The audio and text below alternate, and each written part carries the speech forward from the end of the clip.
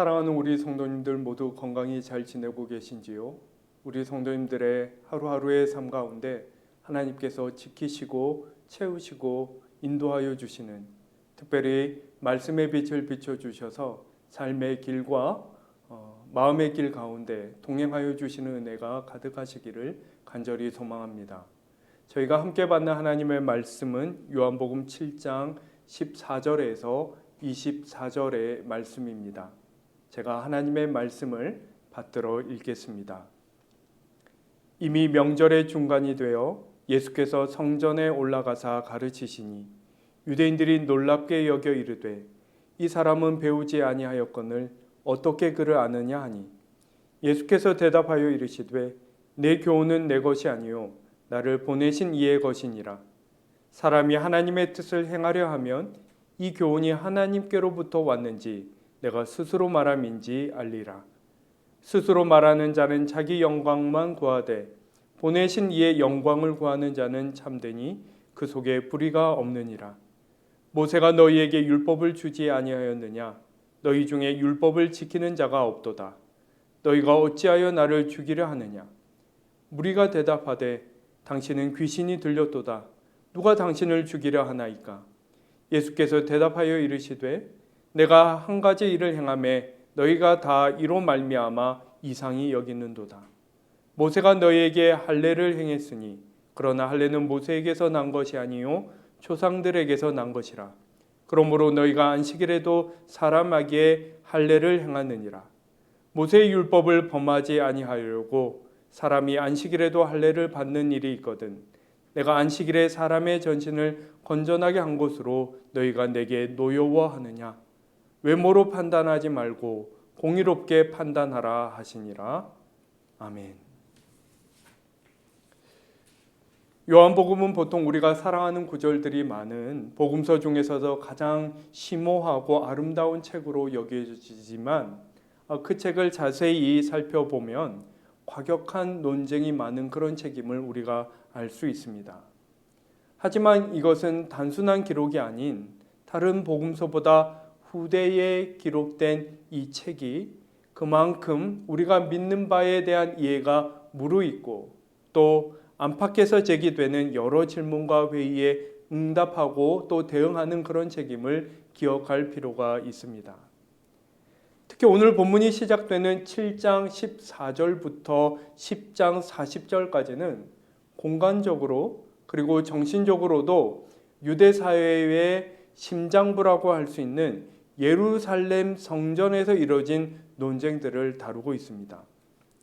앞서 어렵지만 유대인들의 입장에서 객관적으로 이 요한복음을 묵상해 볼 것을 계속 권면드렸었는데 그렇게 해야 될 것은 그렇게 해야 복음서가 우리에게 일깨우는 또 우리가 고백하는 진리가 정말 어떤 의미와 무게를 지니고 있는지를 충분히 그리고 더 선명하게 알 수 있기 때문입니다.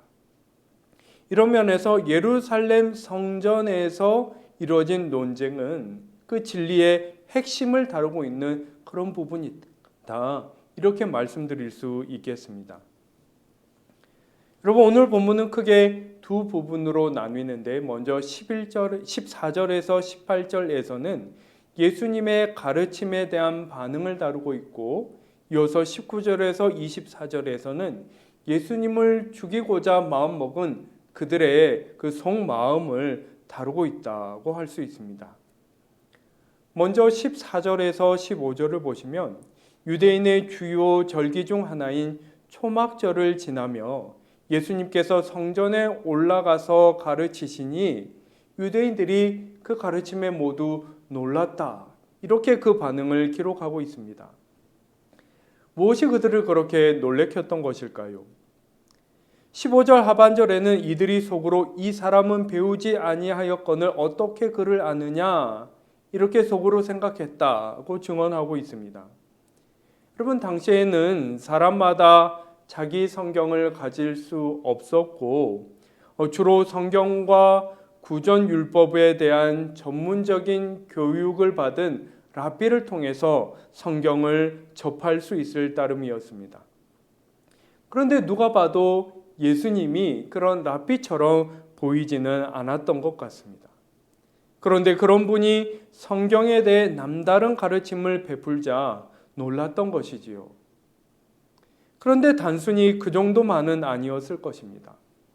이어서 16절을 보시면 예수님이 이렇게 말씀하십니다.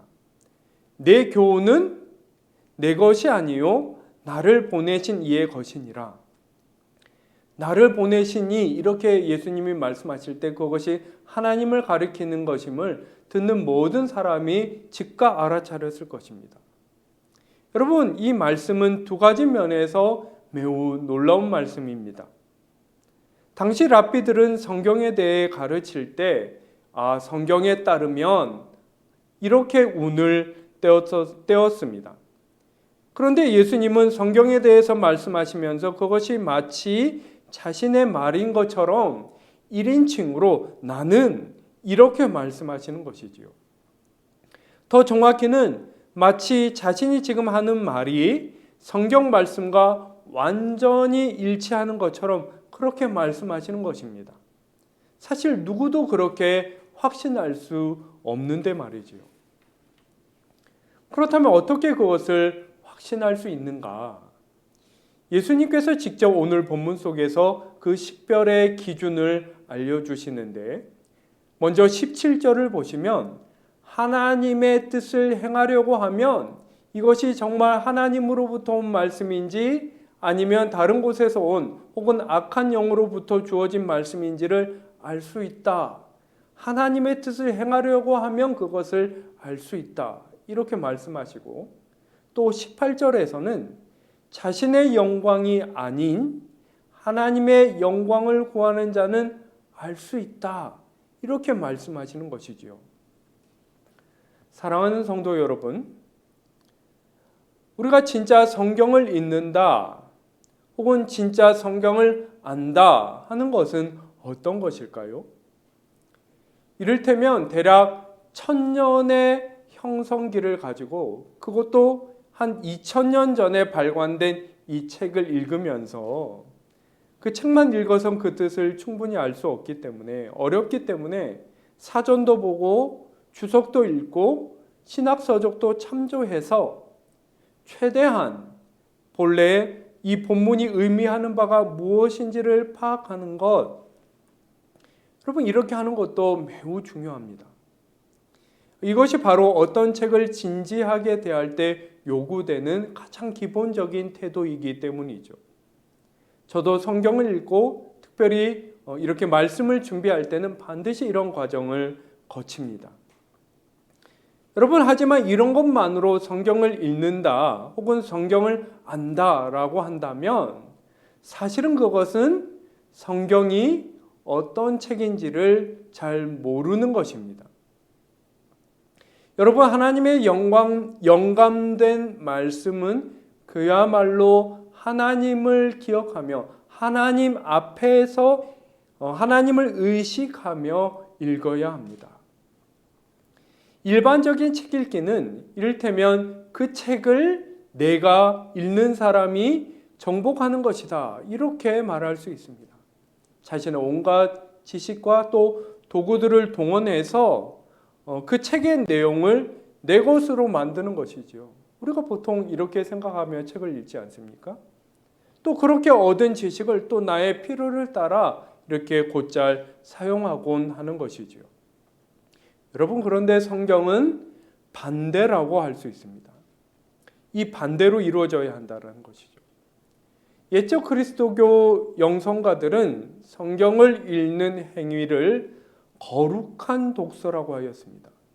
그렇게 말했던 것은 그 주어진 책이 거룩한 책이기 때문이죠. 특별히 제가 아주 소중하게 여기는 가르침이 있는데 성경으로 하여금 너를 읽게 하라는 것입니다. 내가 성경을 읽는 것이 아니라 성경으로 하여금 너를 읽게 하라 이렇게 가르쳤습니다. 역설적이게도 성경을 읽을 때는 내가 그것을 읽는다기보다는 성경으로 하여금 나를 읽게 해야 합니다. 어떤 자기 확신에 가득 찬 사람도 성경을 읽을 때는 그것을 읽으면서 하나님 앞에 점점 더 있는 그대로 자신의 모습을 드러내고 그분 앞에 중심을 살피시는 그분의 시선 안에서 내가 어떻게 비치고 있는지를 깨달아가며 단순히 어떤 잘못을 깨닫고 죄책감을 갖는 그런 수준이 아니라 하나님 앞에서 있는 그대로 자신의 모습을 보고 그런 나를 향한 하나님이 주시는 말씀이 무엇인지를 듣고 가장 진실하고 겸손하게 그 말씀을 받아들이며 말씀을 힘입어 새롭게 변화되는 것. 그렇게 이 성경이 진정으로 살아있는 하나님의 말씀이 되는 것. 지금 나에게 그 하나님이 주시는 말씀이 되는 것. 그렇게 그분의 현존과 영광이 드러나게 하는 것.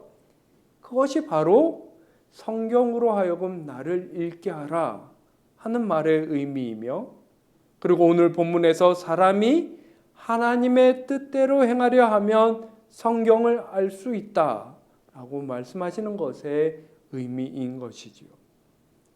어떤 성경 연구의 최고의 대가라 할지라도 이러한 진실함과 겸손함이 없다면 성경을 안다고 말해서는 안 될 것입니다. 여러분 오늘 본문 이어서 19절에서 24절에서는 진실함에 대한 더 깊은 진리를 다루고 있습니다. 먼저 19절에서 20절을 보시면 먼저 너희가 그렇게 율법을 소중히 여기면서도 정작 율법을 지키는 사람은 없구나 이렇게 말씀하시면서 그 이유에 대해서 그것은 바로 너희가 나를 죽이려 하기 때문이다 이렇게 말씀하십니다. 여러분 이것은 그들의 마음을 우리 주님께서 꿰뚫어 보시고 하시는 말씀입니다. 사실 앞서 요한복음 5장 18절을 보시면 예수님이 안식일 규정을 범할 뿐만 아니라 하나님이 마치 자신의 친아버지이신 것처럼 얘기하는 것을 듣고 그때 이미 유대인들이 예수를 죽이기로 마음먹었다 그렇게 증언하고 있습니다.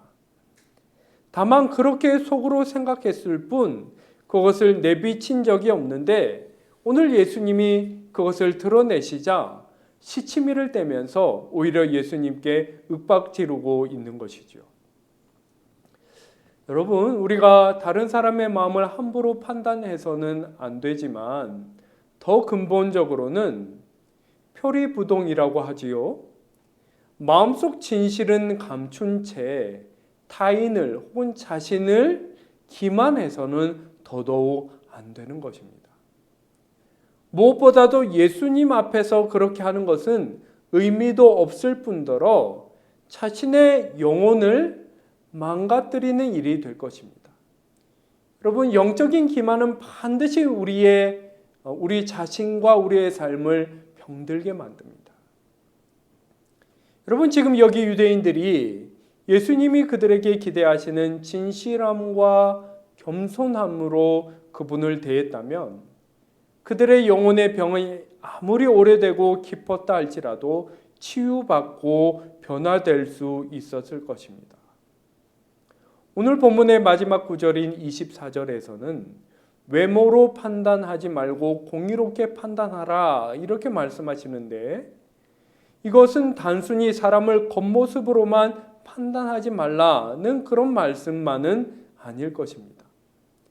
바로 진실함을 요구하시는 것이지요. 21절에서 23절 사이에 안식일에 관한 언급도 마찬가지입니다. 지금 예수님이 안식일에 병자들을 고쳐주신 것 때문에 이 논쟁이 벌어졌는데 사실 진리에 대해서 그리고 하나님에 대해서 조금만 더 진실했다면 무엇이 옳은지 정말 하나님이 무엇을 원하시며 기뻐하시는지 금방 쉽게 판단할 수 있었을 것입니다. 우리의 생명이 하나님으로부터 왔고 하나님은 우리가 그것을 충만하고 온전하게 누리는 것을 기뻐하는 분이실진데 그런 하나님이 이런 치유를 반대하시거나 꾸중하시거나 금지하실 리가 없는 것이지요. 문제는 유대인들에게 어느덧 율법이 하나님보다 더 소중한 것이 되어버렸다는 것입니다. 바로 자신의 영광 때문이죠. 그것을 통해 더 경건한 사람, 더 그럴듯한 사람이 될 수 있다고 내심 생각했던 것입니다. 그렇게 이들은 율법을 통해 하나님을 만나고 그분을 더 깊이 알아가는 것이 아니라 오히려 자신의 율법 이해를 하나님께 강요하고 자신의 뜻대로 움직여 주시기를 바라고 있는 것, 그렇게 하고 있는 것이 아니겠습니까? 이러한 영적 기만의 가장 큰 피해자는 사실 바로 그 자신이 될 수밖에 없는 것이죠. 여러분, 우리는 어떻습니까?